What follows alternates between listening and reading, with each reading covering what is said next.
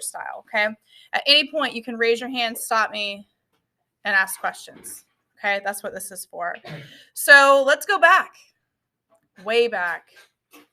Time period 1, 1491 to 1607, okay? Remember that these time periods are seen as kind of like turning points.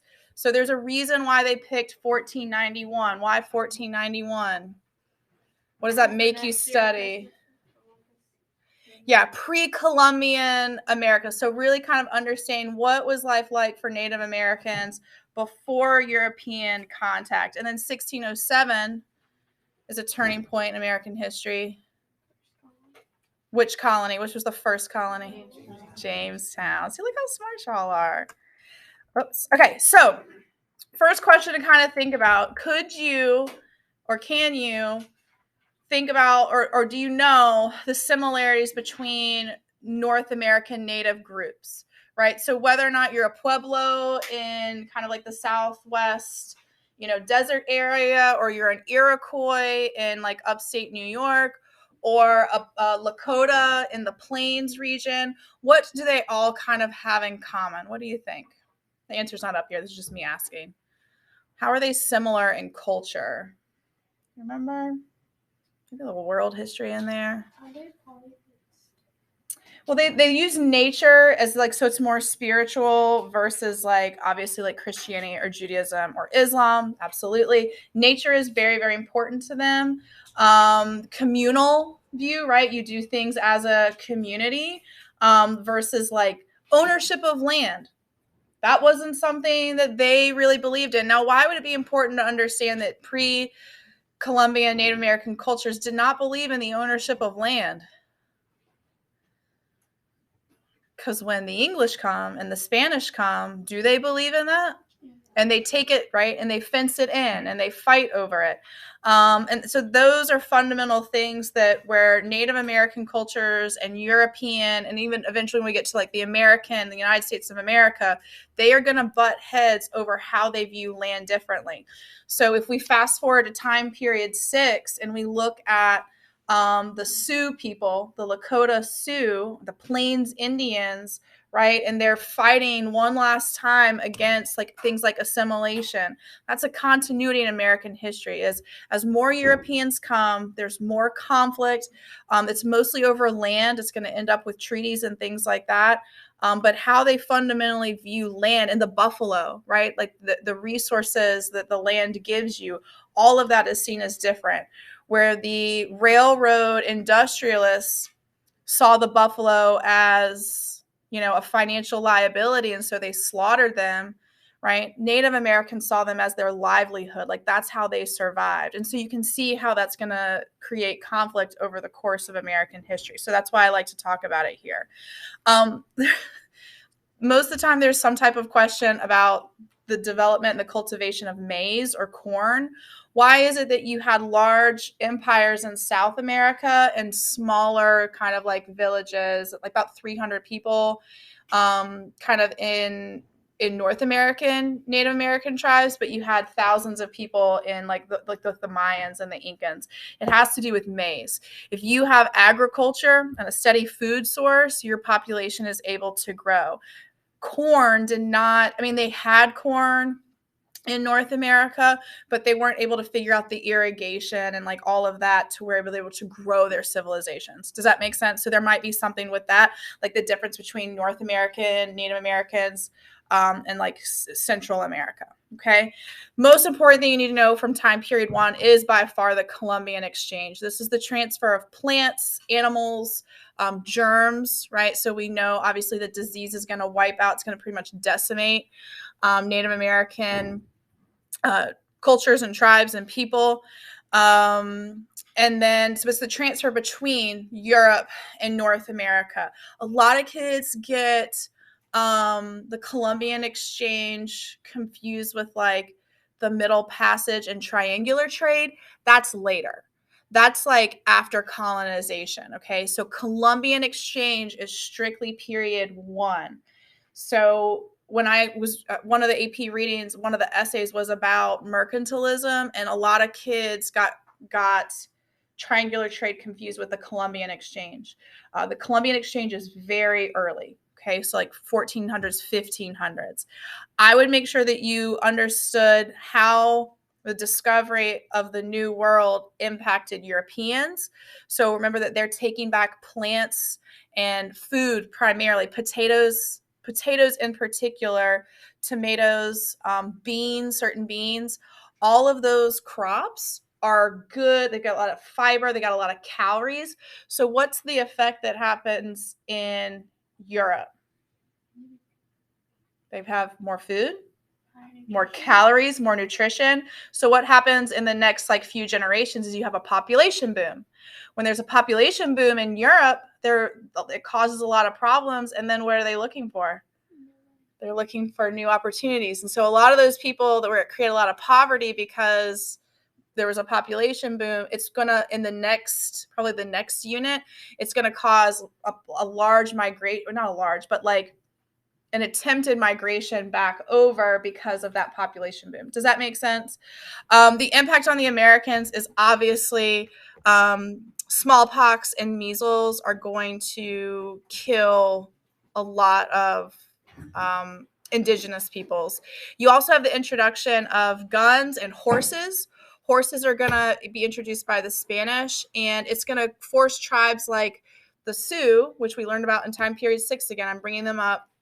They were nomadic. The reason they were nomadic and they could follow the buffalo was because of the horse, right? And so for centuries, they used the horses to hunt buffalo, okay? You also have the impact on Africa because obviously the slave trade is going to be brought into this. When they decimate indigenous people, when disease kills off, 90% of the indigenous population, they were originally going to use them as their labor source for whatever, whether it be in agriculture or in mining or whatever it was. So they had to resort to West African slave trade. The Portuguese had been trading enslaved people off the west coast of Africa already, and the Spaniards in particular borrowed that. And so now you have 3 different continents, 3 different cultures that are all coming together on the North American continent. Any questions on that one? Columbian exchange is the most important one. I would know how it impacted those 3 groups. Does that make sense? Cool. All right.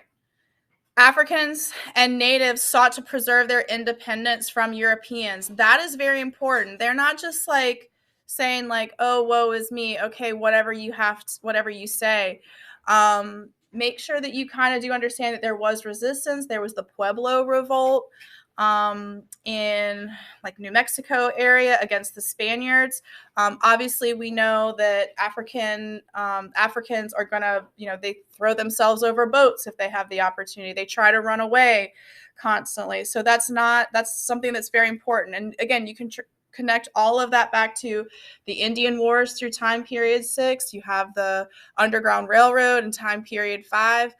Resistance is a continuity among indigenous and people of African ancestry in the Americas. Another thing that I would know from time period 1 is how the 3 main colonizers, like nationalities, how they interacted with Native Americans. This hopefully will sound pretty familiar. The Spanish saw them as inferior, but yet they were still willing to, like, they created families with each other. So mestizos. So it's going to create almost like 3 different groups in Latin America. So you have like purebred like Spaniards of like European ancestry. You have mestizo, which are mixed, and then you have pure like indigenous, and that's going to create lots of discrimination among that like long term. You need to know Bartolome de las Casas. He's on your review sheet, I do believe. De las Casas was the Spanish priest that was witnessing the encomienda system.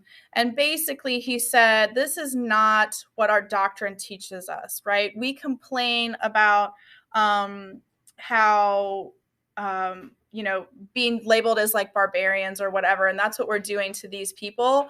And we are not treating them humanely. And we need to stop it. So he advocated for the indigenous peoples. And he testified before the Pope, and the Pope kind of made recommendations. And basically what they do is they just shift away from the encomienda system to the asiento system, which is basically using West African slavery. But what's most important about him is he is a dissenter. Anytime in history where it's someone dissents and they go against the grain, they ruffle those feathers, the College Board really likes to focus on that. And when I'm like picking these midterm questions, I'm thinking like what the College Board wants. And because that's another continuity in history. Anytime that progress is made and like improvements for groups of people is made, it's mostly because someone was willing to challenge the status quo. Does that make sense? So De las Casas is a really good example of that. Next is going to be the English. The English probably treated Native Americans the worst out of the three. They were seen as others. They were seen as savages. So like the Spanish tried to convert them to Christianity. The English were like, no, just get out. There was just a lot of violence. You do have the first Thanksgiving. We have that moment, okay, with the English, but shortly after that, it's gonna lead to eventual wars. But for the most part, as a whole, as a society, as a culture, the English had the worst relationship. And again, that's gonna make sense, especially when we get to the French and Indian War. The French had the best relationship, and you need to know that for the French and Indian War, right? They saw them as economic and military allies. They were also less of a threat. Not as many were coming over. They were mostly, anyone remember the occupation? Fur trappers. Good. They were French fur trappers. And so it worked out okay. Any questions on period 1? That's it. Moving on to period 2. We good? I need to move a little bit faster. All right. I would know the difference between, I just clapped and I hope that didn't hurt the people's ears that are going to watch the video. The New England colonies, middle colonies, Chesapeake colonies, and then the deep South. So hopefully we can go through these pretty quickly. Let's start at far north. The second group to come, or the second permanent settlement, is going to be like with the Mayflower.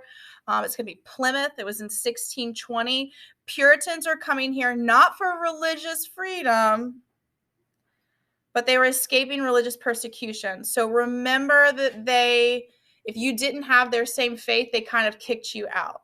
Okay. At some point, hopefully I'm going to talk about, I guess I don't have that on here. Does anyone remember the 2 dissenters of the Plymouth colony or Massachusetts Bay colony? It's a lady and a man. Oh, do I have it on? Oh, God, I do have it on there. Thank you. All right. Anne Hutchinson and Roger Williams, right? So again, they are questioning the church. They're saying that they're too strict. The Mayflower Compact is our first democratic document, meaning that basically they all got together and they said, hey, listen, we're going to write some rules here, and we all are going to do it by majority. That is the democratic process. It's like a majority vote. And when I say majority, who's voting? The men that are there, okay? They're going to have a mix of agriculture and commerce, okay? Their motive for coming here was to escape religious persecution, right? Which is very different than others. Middle colonies are going to be a little bit later. This is your breadbasket region. They're going to produce a ton of agriculture, wheat, oats, corn, rye, barley, etc. They are the most diverse group. You have people that have been kicked out. Like, they are very religiously tolerant, right? Roger Williams, Anne Hutchinson, people that were discriminated against by the Puritans, they're going to go there. The Quakers in particular are a very open-minded culture or religious group. They're very tolerant. They paid Native Americans for their land. They're very progressive. And so when you're progressive like that and you're open-minded, one of the effects is that a lot of different people from a lot of different parts of Europe are going to be attracted to go there. So think of that as a pull factor, right? Hey, I'm going to go to Pennsylvania because they're chill. They're not crazy Puritans up north, and they're not using slave labor down south. Do you know what I mean? And so that's why the middle colonies are very diverse. Yes. What were they dissenting against? Ann Hutchinson and Roger Williams, the strict, I guess the strictness, sure, yep, strict behavior of the Puritan church. So specifically, Ann Hutchinson wanted to talk about the Bible in her home. So it took out that affected the preacher, right? Where the preacher was like, first of all, you're a woman. You don't get to, you're not an authority on the Bible. So I don't know why you think that you can talk about it in your home. You need to come to church to do that. Right. So the idea behind why people question the Puritan faith is, and when we get to that with like the Great Awakening, is it's not, your faith doesn't have anything to do with the preacher in town. Do you know what I mean? Your faith has to do with you and God. And that's what Roger Williams was saying, is that because he used to be a preacher, he's like, you don't need me to have a relationship with God like a preacher, right? It's between you and God. Does that make sense? So they were questioning the teachings of they're just a little bit more open-minded. Yeah. Puritans were extremely strict. William Penn is just a good piece of SFI to know. As the founder of Pennsylvania, he was a Quaker. He did go there because he was escaping religious persecution, but also very open-minded, very, very diverse in the middle colonies. Okay. Chesapeake, this is where Jamestown is in Virginia. Tobacco, tobacco, tobacco, tobacco. Okay, this is the hardest part when we start looking at cumulative test questions. If it's before 1800 and you have to know a cash crop in the South, don't say cotton. Why? Cotton gin hasn't been invented yet, right? So your major cash crop in the Chesapeake region is going to be tobacco.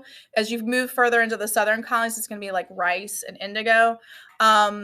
Jamestown, founded in 1607, they went there seeking gold. Okay, did they find gold? No, and they nearly starved to death, right? What saves them is John Rolfe brought a seed of tobacco, and it grew really well in that fertile soil along the James River. Eventually, they have a large enough settlement, and they're successful, and they're making money, and they create a government called the House of Burgesses. The House of Burgesses is very important because it's the example of your first representative government, which means the wealthy white men vote other wealthy white men into office, and that is their legislature. And they make laws on behalf of all the settlers of Jamestown and all the settlers of Virginia. Does that make sense to everybody? Okay. Am I going too fast? Okay. Everybody's good? Now, in order to get people to pick all the tobacco, there's a high demand for tobacco. They need labor. And so they're going to use indentured servants to do that. It was under the headright system. Is any of this like coming back to y'all? Or are y'all like, whoa, I don't remember any of this?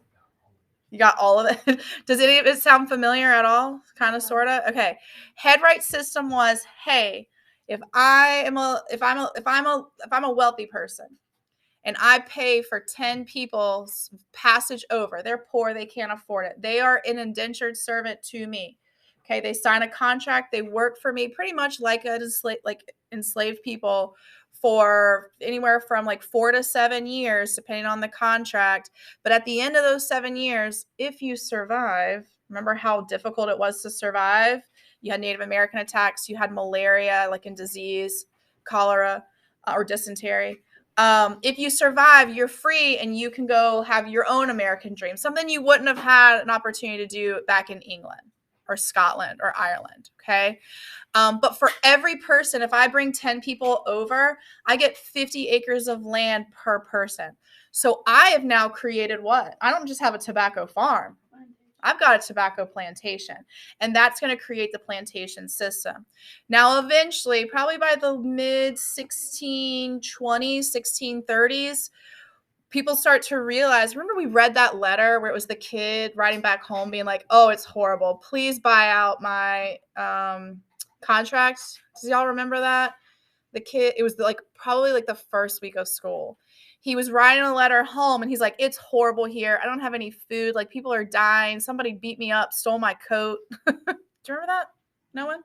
Just me? Okay. And so word gets back that like this is not a good deal. Like you're not likely to live those 7 years. And so there's a decline in indentured servitude, but they still need hands to pick tobacco. That is going to end up leading to in 1619, you have the first enslaved Africans that are coming, but really probably in the 1630s, 1640s, you have more and more slave ships coming to Virginia. Okay.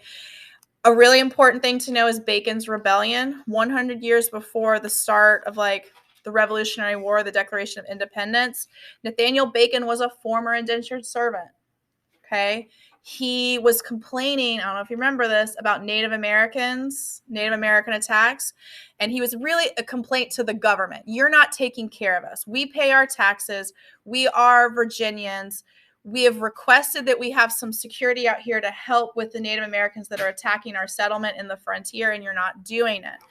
They ignore him. And so what does he do? He leads a big group. They go, well, first they like kill that village of oh my gosh, Powhatan natives, and then they march on Jamestown and they burn it to the ground. So the reason it's important is here we have a first example of colonial resistance. Remember the Governor Berkeley, he works for the crown. Okay, so it's that first example of like, hey, listen, you brought a bunch of roughnecks here that are going to stand up for ourselves. And it kind of established that culture of like, we're not going to take it, right? This is a new world, new rules. And if we don't like how you're treating us, we're going to do something about it. Okay. In the deep southern colonies, this one's pretty easy. Very low white population. They are producing food basically for the enslaved population of like the West Indies. Africans are going to make up the majority because there's a lot of enslaved Africans are brought into the deep South because rice is a very labor intensive crop. Why did slavery exist in the South and not in the middle, as much in the middle in the New England colonies? What is it all about? Is it the people in the South like more evil? It's all about geography. It's all about their economy, right? If they're using agriculture in the South and we have some very labor intensive crops, the easiest thing to do at this point in time to them is to use enslaved labor. That was kind of the trend of the time period. Slavery existed in Pennsylvania, but you didn't have plantations of wheat and plantations of corn with hundreds of slaves on it because why? Why did you not have hundreds of slaves on a corn plantation in Pennsylvania? It's not as a labor intensive crop. You and your family, you and the 6 members of your family could harvest that. It's not as time sensitive. And so you could handle that yourselves. You don't need a bunch of hands to pick it. Does that make sense? It's not as labor intensive. Yes. Were those people keeping that for their family? Nope, it's a cash crop. Yeah, that's a great question. Those were cash crops up in Pennsylvania, up in New York. They were for sure cash crops. It's just you didn't need the number of hands. All right, last thing for period 2 is the Enlightenment and the Great Awakening. They're happening around the same time period. The Enlightenment starts in England. It's basically thinking differently and questioning things, right? You're questioning authority. That's important. And why we're talking about all this is because it's important to think about how it's leading to the Revolutionary War, okay? The Enlightenment looks at reason and logic and obviously intelligence and thinking critically about it, right? They start to question forms of government. They're pulling from former Enlightenment thinkers from Europe and Montesquieu and John Locke. Then in the 1730s, you had the Great Awakening, okay? Puritanism, because it was so strict, by 1730s, because y'all, we're 100 years now after Plymouth, okay? So a lot of time has gone by. Puritans push people away from the church, okay? John Edwards starts to scare them back into the church. If you don't come to church and you don't, because remember we were talking about how they were so focused on the economy, right? They were so focused on mercantilism and triangular trade and all of that they were opening their shop on Sunday or they were harvesting a crop on Sunday instead of going to church. He's going to scare them back into it. But with it, this was I think the easiest way to connect it to the Revolutionary War. If I can choose the way I want to worship God, right? Because they would have all these different denominations, Baptists, Methodists, etc. If I can choose the way I want to worship God, why can't I choose the way I'm governed? That's the thing, right? Is that the Enlightenment and the Great Awakening got Americans thinking critically about and questioning things, right? If you don't just like sit back and take it, right? If that's the, you can come on in. If just because the authority says that this is the way that things are done, that doesn't mean it has to be that way. And these two events made people think that way. So remember when I was telling you how Americans discriminate against Catholics with nativism, like with the Irish? This is where that kind of comes from, right? We improved ourselves. We thought critically about religion and politics, and we are kind of superior because we did those things where you are kind of like sheep, right? You just kind of sit back and accept it. Does that make sense? This is where that stems from when they discriminate against Catholics, like the Irish Catholics, in the time period that we're talking about right now. Does that make sense? Kind of, sort of? Okay. Mercantilism is the economic system of this time period. And this is basically, you want, what these European countries are doing is that they are using, in England, for example, they are extracting natural resources from the colonies, producing goods, but then exporting them out all over the world. So the Navigation Acts, this is really important because this is the reason that we have the revolution. The Navigation Acts were basically like a monopoly for the colonists. They could only trade with England. So if your only buyer of tobacco, your only buyer of corn or wheat or whatever are the English, what can they do to the price that they offer you? Well, they're going to offer you a price. They don't want to pay a lot. They want to lowball you, right? And it's not like you can go somewhere else. You can't sell it to Spain. You can't sell it to France, right? They get to sell it to Spain and to France and all over the world, but you don't get to. And the Navigation Acts was the law that put that into place. You can only put your crops on a British ship.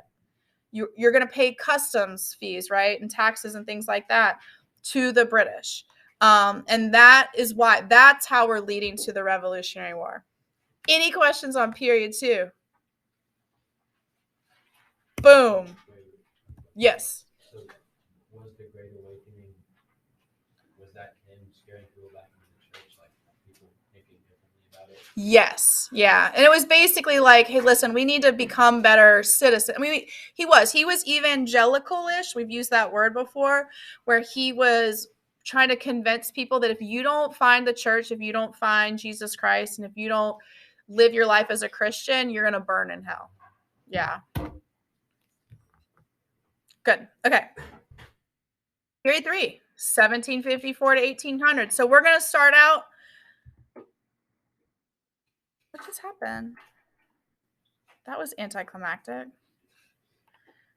We're going to start out with the French and Indian War. Okay. What happens first? And this was about mercantilism, right? Basically, Britain and France are fighting it out over land because whoever controls North America is going to have the most political power, right? This is when we did like land equals money, which equals power. Land equals resources, resources equals money, money equals power. Remember that? Kind of, sort of. And so they have to battle over the land. So France and England are fighting. It's the French and the natives fighting against the English government and the colonists. Why would the French align themselves with the Indians? We just talked about it. Yeah, right. They treated them well. The Native Americans also knew that if the English, because they treated them so poorly, if they took over North America, that it would be the end of them. Is that about right? As they continue to move west and take their land? Yeah, pretty much. So that did come to pretty much exactly how they thought it would. Britain wins. That's all you need to know, right? France is removed from North America. This is what we call a watershed event, which means it's a major turning point. Britain ends salutary neglect. I should have bolded salutary neglect. What is salutary neglect? Because we're referring to it in the past now, the colonial era. What's salutary neglect? Britain would ignore the colonies and let them prosper on their own, and they got used to it, and they kind of formed their own government and economy without Britain. And it's mostly political, because economically they have control over them with the Navigation Acts, right? But it's basically like, and England made so much money off of them that they didn't even have to watch the books, right? Because what was going on during that time? There are people smuggling already, right?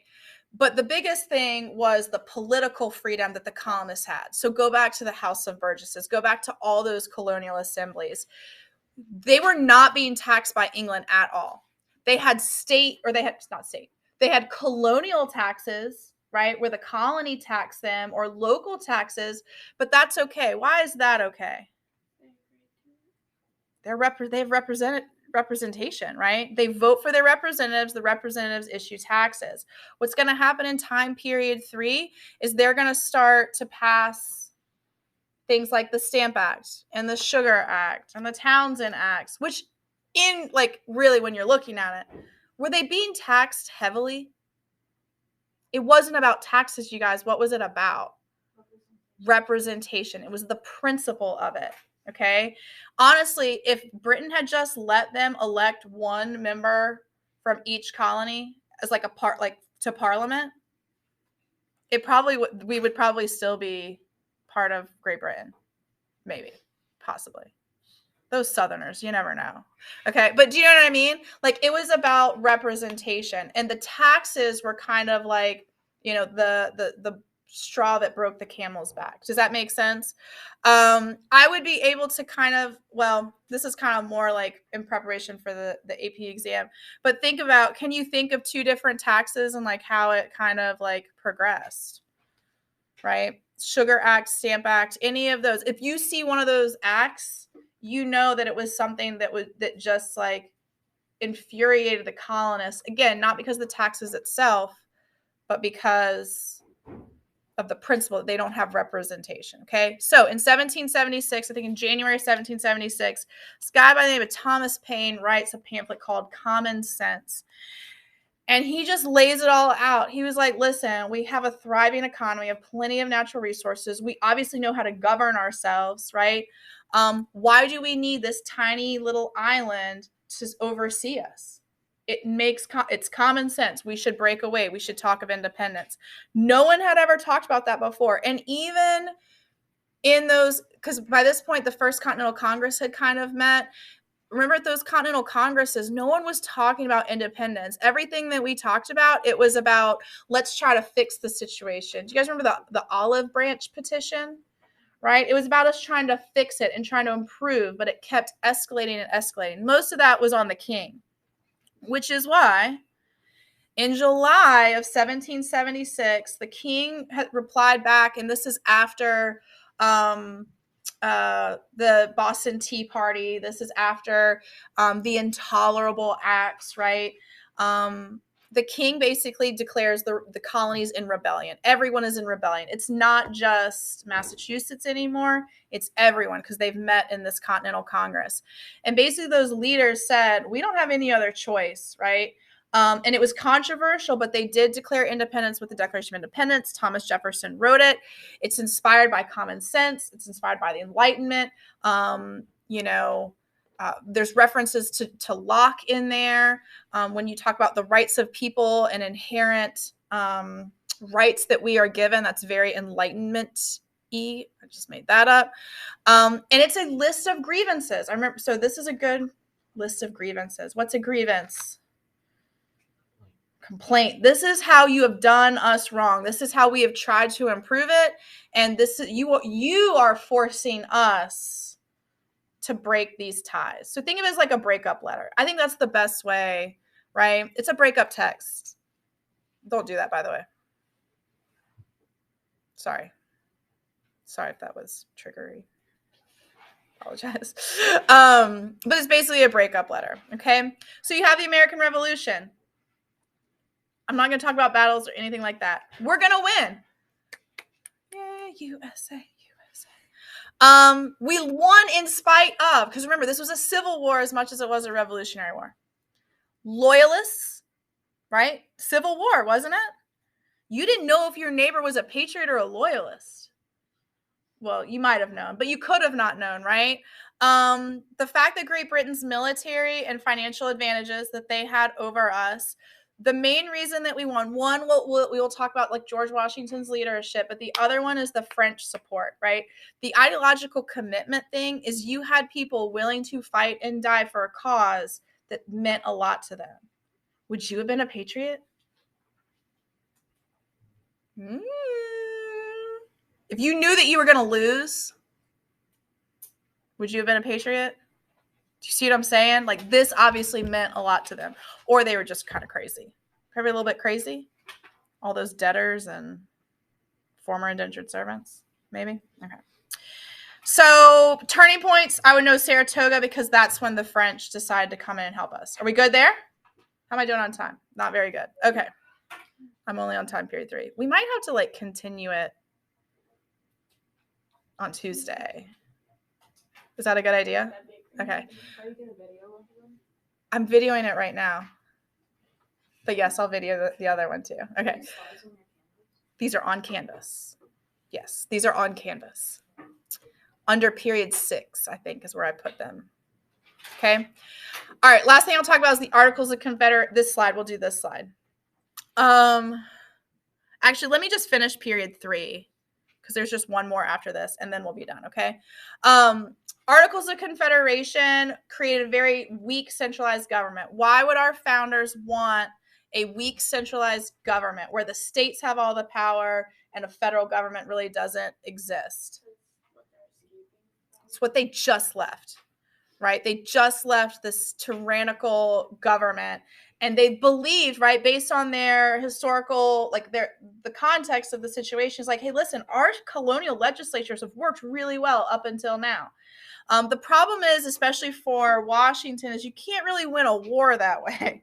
And that was very difficult for him. So, like, again, kind of understand the things going against them with the Confederation. One of the successes was that Northwest Ordinance, land ordinance. The reason I bring this up is because it's going to be important. Well, one, it's the first to outlaw slavery. So where they start talking about outlawing slavery. Do you guys remember how with the Declaration, originally Jefferson had a whole thing in there about abolishing slavery? And Franklin and Adams were like, whoa, we agree with this, and this is probably the right time to do it, but it's not the right time to do it because we need unanimous support from the Second Continental Congress. And are there a lot of Southern states that probably wouldn't be for that? And so they took it out. And then Shays Rebellion. Shays Rebellion is a good example of why the Articles of Confederation are weak, because you have these guys, they rebel, and there's no military to put it down because we don't have a centralized government, right? And that's when George Washington basically gets a group of guys together and he says, hey, listen, we worked really hard to gain our independence. This isn't going very well. I think we need to get together and make up a new government. And so that's when they met in Philadelphia, and the United States Constitution was written. James Madison is given credit as the father of the Constitution. They're using federalism and separation of powers based from those enlightened philosophers. But basically, it's checks and balances. I feel like we're good there. This is a lot of civics review. Do you guys remember all of this? Right? You know, you have the compromise. One of the big things to kind of think about is the 3/5 compromise. Remember, the 3/5 compromise has to do with enslaved population. That already disproportionately gives more power to Southern states and Southern representatives, especially in the House of Representatives, than they had originally. And I think that that's important when we talk about the Civil War, right? So Southerners are complaining that they're like losing power. But if you really think about it, they already had a leg up because they had the 3/5 compromise. Does that make sense? Or no? Do I need to explain that in a different way? It makes sense. Remember how Southerners are like, oh, you're out to get us, and oh, we don't have any power, and oh, you're not thinking of us and what we want. But in reality, they had a disproportionate amount of representation because of the 3/5 compromise, right? They were because they weren't voting on behalf of the enslaved population. They were voting for their interests. Some people would argue that's how gerrymandering works today. Do you know what I mean? There's certain like rural populations that have way more representation than like some cities because of gerrymandering. The Bill of Rights is going to be added eventually. And obviously, we're going to talk about all the amendments throughout history. Whiskey Rebellion is probably the most important thing on this slide, and making sure that you understand. I would write down that Shays Rebellion and Whiskey Rebellion kind of go together, because Shays Rebellion shows the weaknesses of the Articles, that there's a need for a new constitution, and the Whiskey Rebellion shows the strength of the Constitution, right? These guys are upset about an excise tax. Does anyone remember where that excise tax came from? No way. It's a musical. There was a new federal tax on corn. No, not on corn, on whiskey. It's an excise tax. Tax my whiskey. Hamilton's economic plan. They were upset about this new tax, and they were like chanting no taxation without representation. And Washington was like, dude, you have representation. Just because you don't like the tax doesn't mean you can't chant that. You know, it doesn't work. And so they rode in with the military and they put down the rebellion, and it proved that our Constitution was strong. Does that make sense? Okay. I lied. There's one more. Oh crap. There's two more. It's fine. Okay. This is easy, though. Impact on the ideals of the Declaration and the American Revolution. One, it's going to prompt a French Revolution, also inspired by the Enlightenment. It's going to create a lot of division. The French Revolution is going to create division between Jefferson and Hamilton. I think I'm also going to have some type of political party thing for y'all next week. Would that help? Where you could understand the political parties that we've learned about so far. Do you know what I'm talking about? That would be helpful. Like knowing the big things about the political parties. Okay. Jefferson and Hamilton didn't get along. Jefferson, how did he view government? He was a Democratic Republican. He thought it should be strictly based off the Constitution. Yeah. So smaller government, more power with the states. Hamilton, a Federalist, believed in a large federal government, where you need that strong centralized government in order to create, really his whole view is like an economy based on manufacturing and commerce and kind of like big ideas. Jefferson wanted more agrarian, because at this point in time in history, what percentage of Americans were farmers? Probably like 85%, 90%, kind of somewhere in there. And this is the birth of the two-party system, right? Here's what I found. Oh, God. Two-party system. So you had the Democratic Republicans and the Federalists. Oh, shoot. Y'all are going to hate me. Washington's farewell address. I'm sorry. Two things. What time is it? Okay, fine. This will be fine. So, two things you know from Washington's farewell address. This is, I will say, a big chunk of period 3. Avoid foreign alliances. This whole French Revolution thing, it's not good. Stay away. Because remember his Declaration of Neutrality? We are still technically neutral up through time period 6. We have not formed any permanent military alliances. The other warning that he says, and the reason he says the foreign one is that it'll draw us into war. We're going to create enemies. We don't want to create enemies. We just want to be by ourselves. We are a weak nation. We can't be getting brought into foreign entanglements. The second one was avoid political parties. He's like, we have enough that we have to go against outside of our borders. Why would we want to destroy ourselves from within? Man, that'd be nice. Okay. However, they don't listen to him. His farewell address, though, again, that neutrality is going to last up until World War II. When we get to after World War II, we're going to create NATO. That's the first permanent military alliance that we join. Republican motherhood. We talked about this the other day. Hey, ladies, remember Abigail Adams? She was like, hey, remember the ladies? They didn't. And instead they said, hey, mothers, it's your job to teach your sons how to be good citizens, to teach them, like, and educate them so that one day when they're voting on kind of like virtually, they're voting for you, they will remember the importance of the republic, and like the patriotism associated with it. Does that make sense? Women are going to gain more access to education as a result of the Revolutionary War because that's their job. Their job is to educate their sons. And those sons are going to grow up and be the leaders of the country. So if you want your son to be successful in life, you need to find you a wife that's educated. Does that make sense? I know it's a roundabout way of getting women education. It's not like, oh, women deserve education too. No, it's still about the men, but it happened. Does that make sense? Washington's gone. Adams comes in. No one likes him. Alien and Sedition Acts is an example of discriminating against like xenophobia with immigrants, which we've talked about before. And then you have the Revolution of 1800.